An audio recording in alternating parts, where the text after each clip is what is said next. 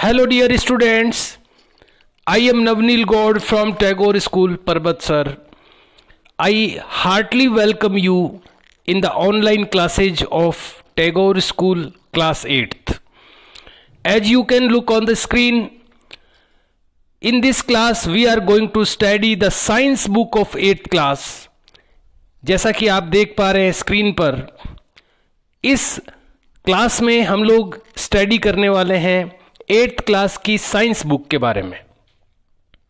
Dear students, I have opened the book on the screen. मैं खोल चुका हूं बुक को स्क्रीन पर. You have to concentrate yourself on the screen. आपको कंसंट्रेट करना है अपने आप को स्क्रीन पर, so that you can be able to understand all the things in a better way, ताकि सारी चीज़ों को आप एक अच्छी तरह समझ पाएं. ध्यान दें वीडियो पर, स्क्रीन पर. As you can look on the screen, it is the first lesson of the science book of 8th class. ये 8th क्लास की साइंस बुक का फर्स्ट लेसन है. The name of the lesson is फसल उत्पादन एवं प्रबंध. मैं समझाना चाहूंगा आपको फसल उत्पादन के बारे में. उत्पादन का मतलब होता है प्रोडक्शन. कोई भी चीज को जब बनाया जाता है, निर्माण किया जाता है, उसको उत्पादन कहते हैं. इंग्लिश में इसको प्रोडक्शन कहते हैं.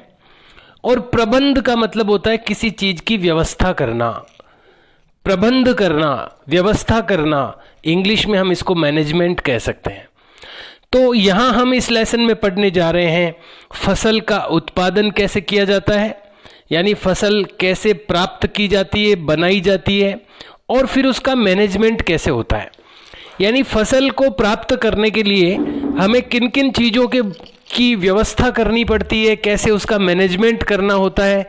ये सारी चीज़ें हम फसल के बारे में, स्पेशली रिलेटेड टू क्रॉप्स, फसल के बारे में हम लोग स्टडी करने वाले हैं इस लेसन में. आइए शुरू करते हैं. ग्रीष्म अवकाश में पहेली एवं बूझो. यहां मैं पहेली और बूझो के बारे में बताना चाहूंगा. आप में से अधिकतर स्टूडेंट्स जानते होंगे ये दो कैरेक्टर बनाए गए हैं, दो काल्पनिक कैरेक्टर हैं, पहेली और बूझो. इनके द्वारा बुक के अंदर बार बार हमें कई चीजें बताई जाएगी और कई चीजें हमें सोचने के लिए दी जाएगी कि आप सोचिए. तो ये ऐसे दो कैरेक्टर हैं, पहेली और बूझो, जो बार बार आएंगे, हर लेसन में आएंगे, और इनके थ्रू हमें कई चीज़ों के बारे में पता चलेगा. तो ये कोई ओरिजिनल कैरेक्टर नहीं है, वास्तविक नहीं है. ये एक काल्पनिक कैरेक्टर है जो कि हमें कई चीज़ें बताने सिखाने के लिए बनाए गए हैं. तो शुरू करते हैं बूझो और पहेली के साथ में ही. ये बूझो है जो आपको स्क्रीन पर दिख रहा है, ये बूझो का कैरेक्टर है. ऐसे ही पहेली का कैरेक्टर भी आपको कहीं न कहीं मिलेगा आगे. ये पहेली है, ये जो चित्र आपको दिख रहा है ये पहेली का कैरेक्टर है. तो ये बूझो और पहेली है, ये कई चीज़ें हमें बताएंगे बीच बीच में. हम लोग पढ़ेंगे इनको, इनके बारे में भी सोचेंगे. तो शुरू करते हैं लेसन. ग्रीष्म अवकाश में पहेली एवं बूझो अपने चाचा के घर गए. उनके चाचा एक किसान हैं. एक दिन उन्होंने खेत में कुछ औजार देखे, जैसे कि खुरपी, दरांती, बेलचा, हल इत्यादि. ये खेती में काम आने वाले औजार हैं. तो चाचा के यहाँ पर जब वो गए बूझो और पहेली, तो उन्होंने ये औजार देखे जो खेती में काम आते हैं. तो बूझो सोचता है, मैं जानना चाहता हूँ कि हम इन औजारों का उपयोग कहाँ और कैसे करते हैं. तो बूझो ने वो औजार पहली बार देखे होंगे, तो उसके मन में एक प्रश्न आया कि ये औजार काम क्या आते हैं, कैसे इनका उपयोग किया जाता है. तो हम लोग पढ़ेंगे आगे जाकर के. आप पढ़ चुके हैं कि सभी सजीवों को भोजन की आवश्यकता होती है. पौधे अपना भोजन स्वयं बना सकते हैं. आपने ये बात पढ़ ली होगी 7th में कि प्रकाश संश्लेषण की क्रिया के द्वारा, फोटोसिंथेसिस की रिएक्शन के थ्रू पौधे अपना भोजन खुद बना सकते हैं.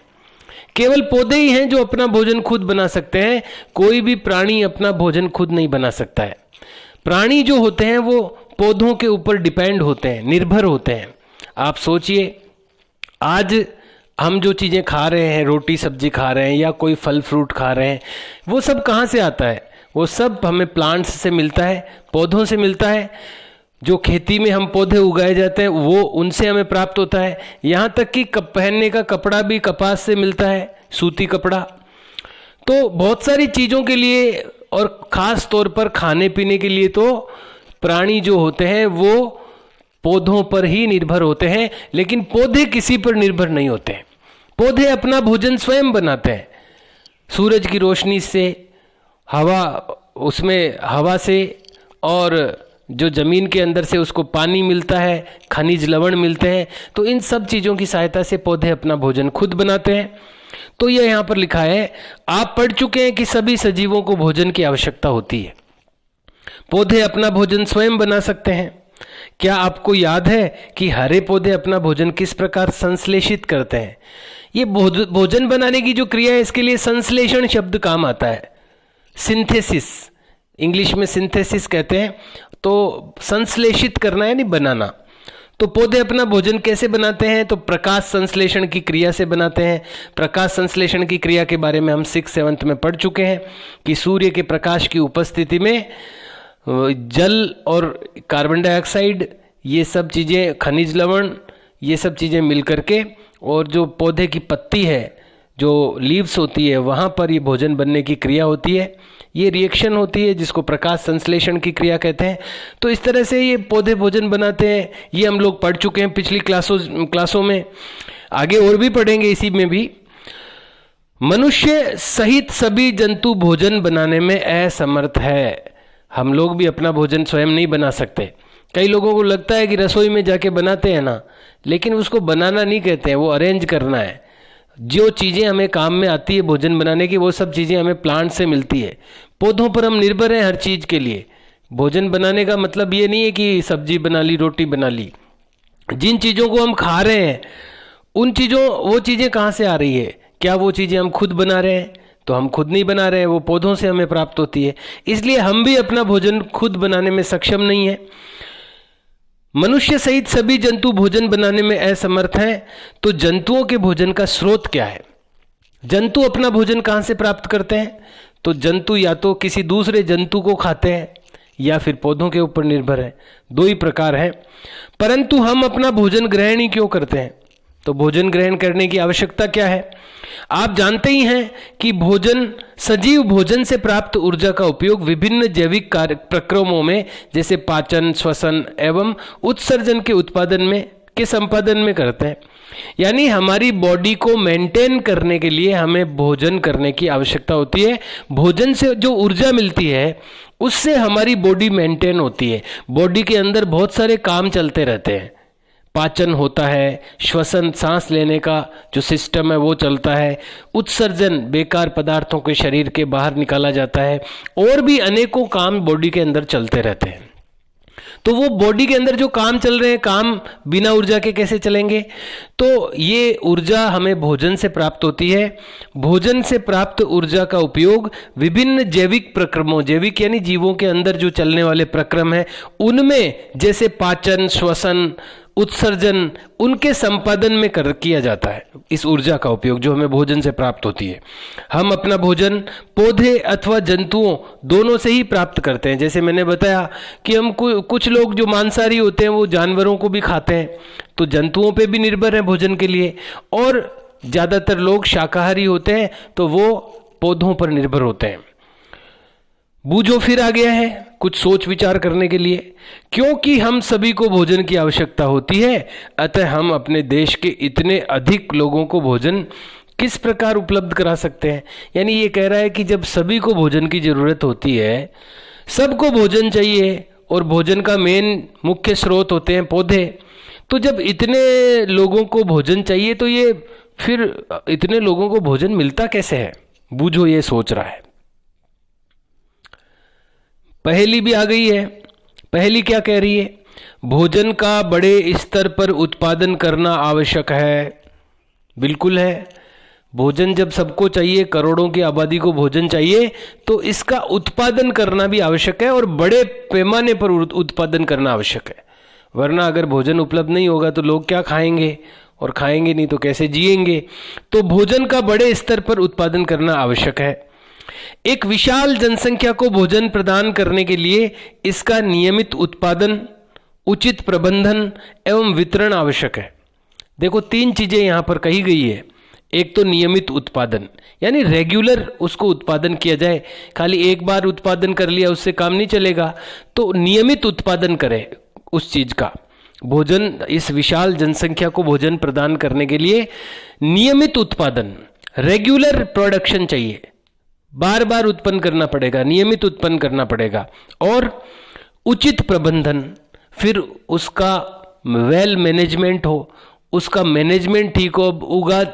मैनेजमेंट का मतलब मैं उदाहरण बताऊं आपको, मान लो सब खेतों में गेहूं बो दिए, तो बाकी की चीजें कहाँ मिलेगी, कहाँ से मिलेगी? तो केवल खेती करना पर्याप्त नहीं है, उसका मैनेजमेंट भी जरूरी है, तो उचित प्रबंधन भी जरूरी है। और तीसरी चीज है वितरण। वितरण भी आवश्यक है कि जहां जो चीज आवश्यक है, जिस व्यक्ति के लिए, वहां तक उसको पहुंचाई जाए, इसको वितरण कहते हैं। तो तीनों चीजें, तीनों स्टेप जरूरी हैं, तीनों चरण जरूरी हैं। पहला चरण है नियमित उत्पादन, उचित प्रबंधन और वितरण। ये तीनों चीजें आवश्यक है अगर जनसंख्या को भोजन उपलब्ध कराना है। तो यहां पर अगला बिंदु है कृषि पद्धतियां। तो जब ये चीज तय हो गई कि भोजन सारी जनसंख्या को चाहिए, और पहली ने यह भी कहा कि बड़े पैमाने पर इसका उत्पादन जरूरी है, तो बड़े पैमाने पर उत्पादन कैसे होता है? खेती के द्वारा।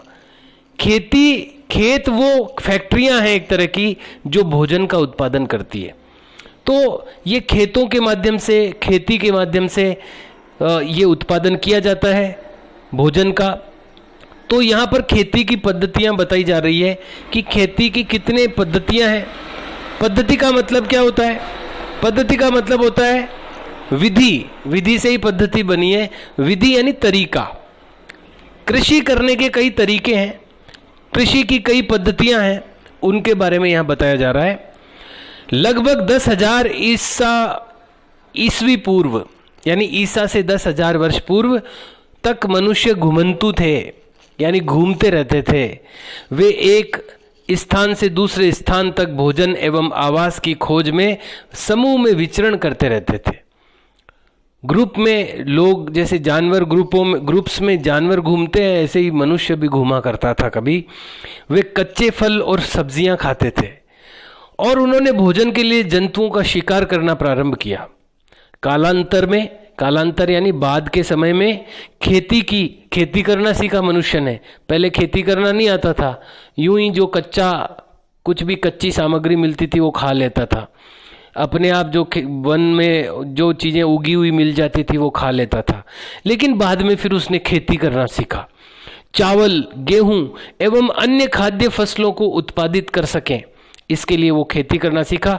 इस प्रकार कृषि का प्रारंभ हुआ। अब ये कृषि क्या है? जब एक ही किस्म के पौधे किसी स्थान पर बड़े पैमाने पर उगाए जाते हैं तो इसे फसल कहते हैं। खेत में फसल उगाई जाती है, लेकिन फसल कहते किसको है? अपने घर पर एक पौधा लगा लिया आपने, वो फसल नहीं हो सकती, उसको फसल नहीं कहा जा सकता। तो फसल किसे कहते हैं? जब एक ही किस्म के पौधे, एक ही प्रकार के पौधे किसी स्थान पर बड़े पैमाने पर उगाए जाते हैं तो इसे फसल कहते हैं। उदाहरण के लिए गेहूं की फसल का अर्थ है कि खेत में उगाए जाने वाले सभी पौधे गेहूं के हों। जब खेत में गेहूं के पौधे बड़ी मात्रा में उगाए जाएंगे तो गेहूं की फसल उसको कहा जाएगा। गेहूं का खेत है, उसमें एक नीम का पेड़ खड़ा है तो नीम की फसल नहीं कहलाएगी। तो किसी एक स्थान पर बड़े पैमाने पर जब उगाए जाते हैं कुछ पौधे तो उसे फसल कहते हैं। आप जानते ही हैं कि फसलें विभिन्न प्रकार की होती है, जैसे कि अन्न, सब्जियां एवं फल। जिस मौसम में ये पौधे उगाए जाते हैं उसके आधार पर हम फसलों का वर्गीकरण कर सकते हैं। मौसम के आधार पर, ऋतु के आधार पर फसलें उगाई जाती है। आपको भी पता है, बरसात का मौसम आता है तो बाजरा है, मूंग मोठ है, चौला है, दालें हैं, ये उगाई जाती है। और सर्दी के मौसम में गेहूं है, चना है, सरसों है, ये उगाई जाती है।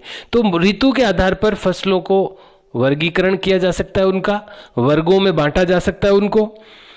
तो हम लोग पढ़ रहे थे आप जानते हैं कि फसलें विभिन्न प्रकार की होती है, जैसे कि अन्न, सब्जियां एवं फल। जिस मौसम में ये पौधे उगाए जाते हैं उसके आधार पर हम फसलों का वर्गीकरण कर सकते हैं, उनके वर्ग बना सकते हैं मौसम के हिसाब से, ऋतु के हिसाब से। भारत एक विशाल देश है, यहाँ ताप, आर्द्रता और वर्षा जैसी जलवायु परिस्थितियां एक क्षेत्र से दूसरे क्षेत्र में भिन्न हैं। आपको पता होगा अपने देश में वैरायटी बहुत है हर चीज की, यानी विविधता बहुत है। आपको पता होगा जम्मू कश्मीर में या हिमालय के जो पर्वत हैं वहाँ पर बर्फ जमी रहती है, तो राजस्थान में रेतीला इलाका है, यहाँ पर रेत के टीले जमे रहते हैं। ऐसे ही बीच में, भारत के बीच में एकदम मैदान है गंगा नदी का, गंगा का मैदान, नदियों के मैदान है। और इसी तरह दक्षिणी भारत है तो वहाँ पर दलदली इलाका पाया जाता है, समुद्री तट पाए जाते हैं। अगर आप पश्चिम पूरब में जाएंगे, आप वेस्ट में जाएंगे, सॉरी ईस्ट में अगर आप जाएंगे तो वहां पर आपको वन वाला क्षेत्र मिलेगा, जंगल मिलेंगे, पहाड़ियां मिलेगी। तो ये जो भौगोलिक अंतर है, उस भौगोलिक अंतर के कारण से जलवायु जो परिस्थितियां हैं, जलवायु की परिस्थितियां वो भी अलग अलग है देश में। जैसे ताप, टेम्परेचर अलग अलग है अलग अलग स्थानों पर, आर्द्रता, गीलापन ये भी अलग है, वर्षा भी अलग अलग प्रकार की होती है देश में। कई स्थान तो ऐसे होते हैं जहाँ बाढ़ आ जाती है बरसात के दिनों में, और कई ऐसे स्थान हैं जहाँ पर बरसात ही पर्याप्त नहीं होती। तो ये जो जलवायु परिस्थितियां हैं, ताप है, आर्द्रता है, वर्षा है, ऐसी जो जलवायु परिस्थितियां हैं ये एक क्षेत्र से दूसरे क्षेत्र में भिन्न है। अतः देश के विभिन्न भागों में विविध प्रकार की फसलें उगाई जाती है। अलग अलग देश के अलग अलग भागों में अलग अलग फसलें उगाई जाती है। अपने यहाँ बाजरा उगाते हैं, दूसरे कई राज्यों में बाजरा जानते ही नहीं है बाजरा क्या होता है, तो वहां पर दूसरी फसलें उगाई जाती है। चावल उगाया जाता है कई जगह पर, अपने यहाँ चावल नहीं उगाते हैं, अपने वैसी बरसात ही नहीं है चावल जैसी। तो इन जलवायु परिस्थितियों के कारण, ताप के कारण, आर्द्रता के कारण, वर्षा के कारण अलग अलग फसलें उगाई जाती है देश के अलग अलग भागों में। इस विविधता के बावजूद मोटे तौर पर फसलों को दो वर्गों में बांटा जा सकता है। ये इस प्रकार है। पहला है खरीफ की फसल। खरीफ की फसल, दो प्रकार की फसलें यहां पर बताई गई है, खरीफ की फसल और रबी की फसल। आप खरीफ की फसल को बरसात की फसल भी कह सकते हो, जो बरसात में अपन बोते हैं। अभी जो बरसात का मौसम है, अभी बाजरा है, मूंग है, मोठ है, चौला है, ये अभी बोया जाएगा, तो ये खरीफ की फसल है। और जो सर्दियों में बोया जाता है, जैसे गेहूं बोते हैं, गेहूं होता है जहाँ पर ज़मीन में पानी होता है, जहाँ सिंचाई की व्यवस्था होती है, वहाँ पर सर्दियों में गेहूं की फसल, चने होते हैं, मटर और सरसों बोई जाती है। तो ये दो प्रकार की फसलें, इसका फसल का वर्गीकरण जो ऋतुओं के आधार पर किया गया है वो दो प्रकार से किया गया है, खरीफ की फसल और रबी फसल। खरीफ की फसल कब होती है? वह फसल जिन्हें वर्षा ऋतु में बोया जाता है। अभी वर्षा ऋतु शुरू हो गई, अब जो फसल है वो खरीफ की फसल है, खरीफ की फसल कहलाती है। भारत में वर्षा ऋतु सामान्यतः जून से सितंबर तक होती है। धान का मतलब है जो भी अपन अनाज पैदा करते हैं, जैसे बाजरा हो गया, मक्का, सोयाबीन, मूंगफली, कपास, मूंग, मोठ, चौला ये भी जोड़ सकते हैं, इत्यादि खरीफ की फसलें हैं। ये सब खरीफ की फसलें याद रखना होगा आपको। एक तो इसकी टाइमिंग कब होती है, तो वर्षा ऋतु में जून से सितंबर।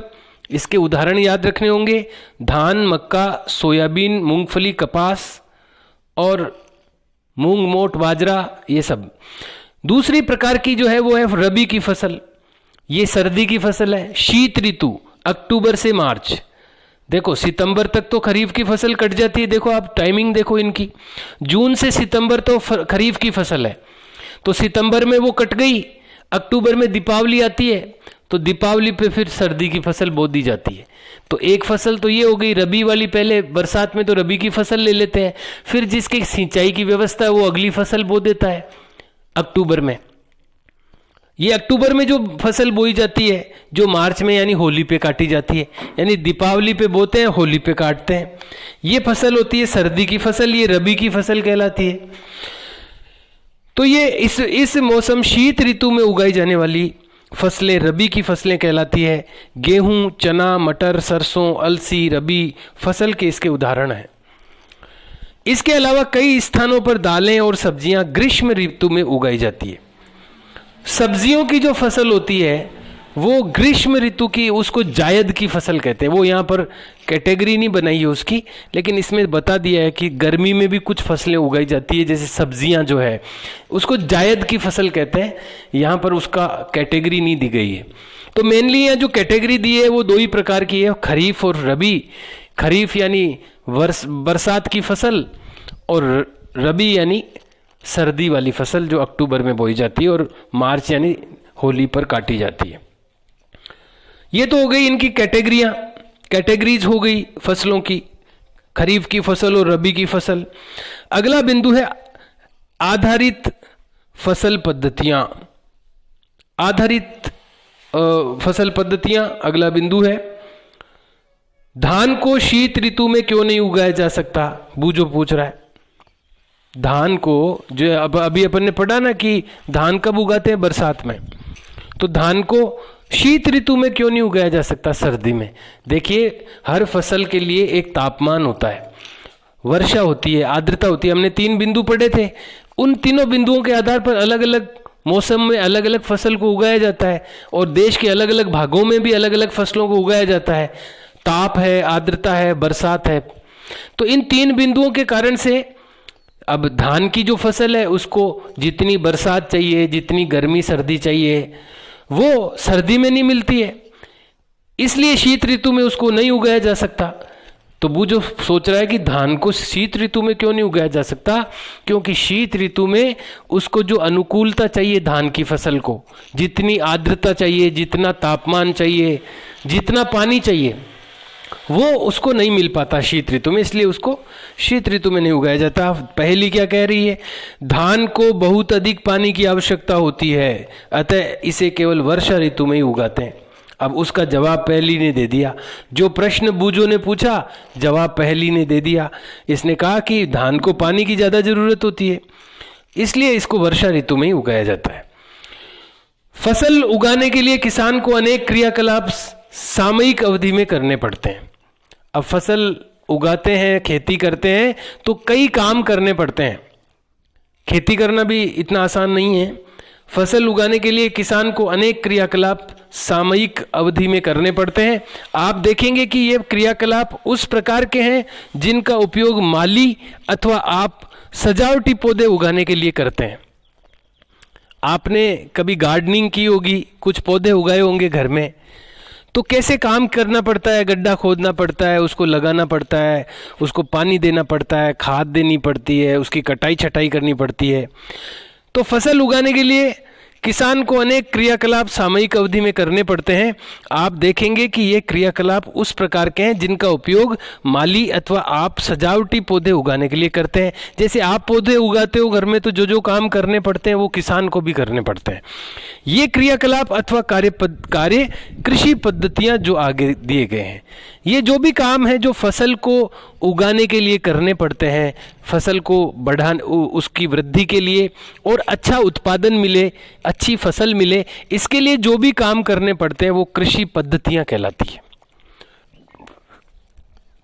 अब क्या क्या काम करने पड़ते हैं, देखिए कौन कौन से ऐसे काम हैं जो कृषि के लिए करने पड़ते हैं।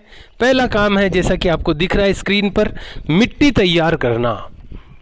अभी हम डिटेल से पढ़ेंगे इनको एक एक को, अभी केवल लिस्ट आई है अपने सामने। मिट्टी तैयार करना। दूसरा है बुआई, फिर उसके अंदर बीज बोना। तीसरा है खाद व उर्वरक देना, उसमें खाद देना, तीसरा काम। चौथा है सिंचाई करना। पांचवा है खरपतवार से सुरक्षा। खरपतवार मतलब फालतू पौधे उग जाते हैं जिनका कोई उपयोग नहीं है, तो उनको हटाना पड़ता है, उसको खरपतवार कहते हैं। तो खरपतवार से सुरक्षा। कटाई, फिर उस फसल पक जाती है तो उसको काटना होता है, और अंत में जब कट जाती है तो उसको स्टोर करके रखना पड़ता है, जिसको भंडारण कहते हैं। अब ये जो बिंदु है, कितने बिंदु है? 7 बिंदु है। ये आपको ये याद करने हैं, 7 बिंदु क्रम से। ये मैं आपको अभी से ही बता रहा हूँ, बोर्ड क्लास है आपकी, आपको अभी से ही प्रिपरेशन शुरू कर देनी चाहिए। जो जो पढ़ाया जा रहा है उसमें याद भी करना चाहिए जो इम्पोर्टेंट है।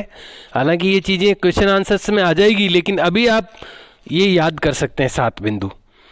मिट्टी तैयार करना, फसल उगाने से पहले मिट्टी तैयार करना प्रथम चरण है। सबसे पहला काम है मिट्टी तैयार करना। मिट्टी को पलटना तथा इसे पोला बनाना कृषि का अत्यंत महत्वपूर्ण कार्य है। अगर आप कठोर मिट्टी में, कठोर जमीन में बीज बोओगे तो नहीं उगेगा वो, उसको पोला बनाना पड़ता है मिट्टी को। तो ये एक बहुत ही जरूरी काम है। मिट्टी को पलटना, उलट पलट करना, इसे पोला बनाना कृषि का अत्यंत महत्वपूर्ण कार्य है। इससे जड़ें भूमि में गहराई तक जा सकती है। जब मिट्टी पोली होगी तो जड़ें आसानी से जाएगी अंदर। पोली मिट्टी में गहराई में धंसी जड़ें भी सरलता से श्वसन कर सकती है। जड़ों को भी श्वसन चाहिए, जड़ों को भी सांस लेना होता है, तो पोली मिट्टी रहती है तो हवा भी अंदर बाहर आ सकती है, जा सकती है।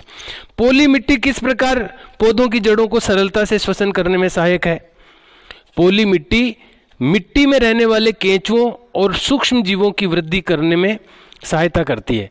देखिए, मिट्टी अगर पोली होगी ना तो छोटे छोटे जीव भी उसमें पैदा होंगे मिट्टी में।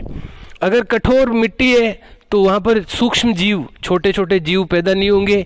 और केंचुए, एक केंचुआ होता है जो किसान का मित्र कहलाता है, वो मिट्टी खाता है और खाद बनाता है। तो केंचुए जो है वो, केंचुओं की वृद्धि, सूक्ष्म जीवों की वृद्धि ये कहाँ होती है?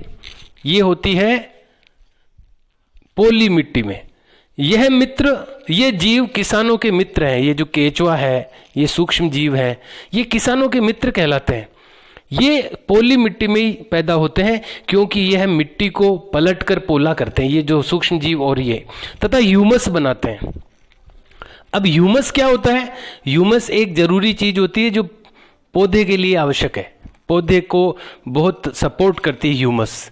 वैसे ह्यूमस किससे बनता है? जैसे पेड़ पौधों की पत्तियां गिर जाती है, टहनियां गिर जाती है, या कोई भी जो जीव हैं वो गिर जाते हैं, तो उनका शरीर या पेड़ पौधों की टहनियां, पत्तियां ये सड़गल करके एक काला काला सा पदार्थ बनता है, इसको ह्यूमस कहते हैं। ये मिट्टी की ऊपरी सतह पर होता है।